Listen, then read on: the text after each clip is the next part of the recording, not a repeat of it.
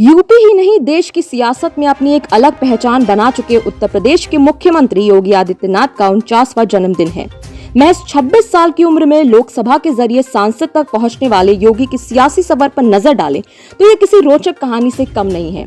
5 जून 1972 को उत्तराखंड के पौड़ी गढ़वाल जिले में जन्मे अजय सिंह बिष्ट उर्फ योगी आदित्यनाथ ने गढ़वाल यूनिवर्सिटी से गणित में बीएससी की पढ़ाई पूरी की और इसी दौरान वे गोरक्षपीठ के महंत अवैधनाथ जी के संपर्क में आए, जिन्होंने पहली ही नजर में योगी की क्षमता को भांपते हुए उन्हें अपना शिष्य बना लिया और फिर बाद में योगी ने बिना माँ बाप को बताए हुए गोरखपुर जाकर संन्यास धारण कर लिया और अजय सिंह बिष्ट से योगी आदित्यनाथ बन गए।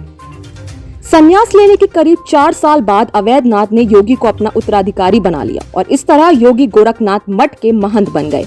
महज 26 साल की उम्र में 1998 में वे गोरखपुर से लोकसभा का चुनाव लड़े और सांसद बनकर दिल्ली पहुंचे। इसके बाद वे लगातार 2017 तक 5 बार यहां से सांसद रहे।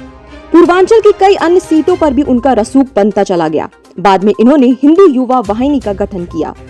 2017 के विधानसभा चुनाव में जब बीजेपी ने यूपी में प्रचंड जीत हासिल की तो सीएम पद के कई दावेदारों के नामों की चर्चा हुई और अंततः बाजी लगी योगी के हाथ।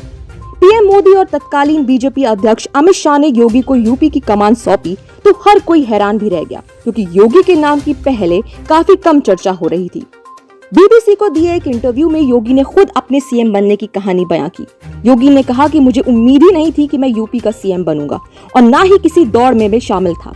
रिजल्ट के एक दिन पहले मुझे विदेश जाना था। तत्कालीन विदेश मंत्री सुषमा स्वराज का कॉल आया था कि आपको एक डेलीगेशन के साथ विदेश जाना है, वहां आपकी बड़ी डिमांड है। तब मैंने कहा कि मैं विदेश दौरे पर बहुत जाता नहीं हूँ। तो उन्होंने कहा कि पोर्ट ऑफ लुइस में पूर्वी उत्तर प्रदेश के लोग बड़ी संख्या में रहते हैं। योगी इंटरव्यू में आगे बताते हैं कि 11 मार्च को नतीजे आने थे और 10 मार्च को मुझे सूचना मिली कि पीएमओ ने मेरी पासपोर्ट वापस ले ली है। इसके बाद अगले दिन मैंने गोरखपुर की टिकट बुक की और वापस आ गया। 17 मार्च को पीएम का फोन आता है कि कहाँ है। मैंने कहा मैं गोरखपुर में हूँ।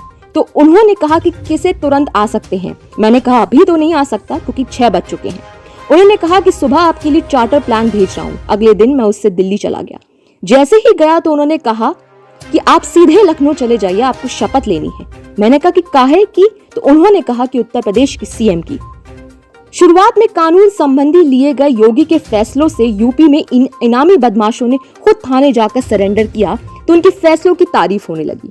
इसके बाद चाहे एंटी रोमियो स्क्वाड हो या एनकाउंटर, उनके फैसलों पर उंगली भी उठी, लेकिन योगी का इस पर कोई खास प्रभाव नहीं पड़ा। तमाम आलोचनाओं के बावजूद भी तमाम टीवी सरमे भी उनकी लोकप्रियता बनी हुई है। आज योगी ने खुद को एक हिंदुत्व के चेहरे के रूप में ऐसे पेश किया जो यूपी ही नहीं बल्कि देश की राजनीति में भी रसूखदार चेहरा बन चुके हैं।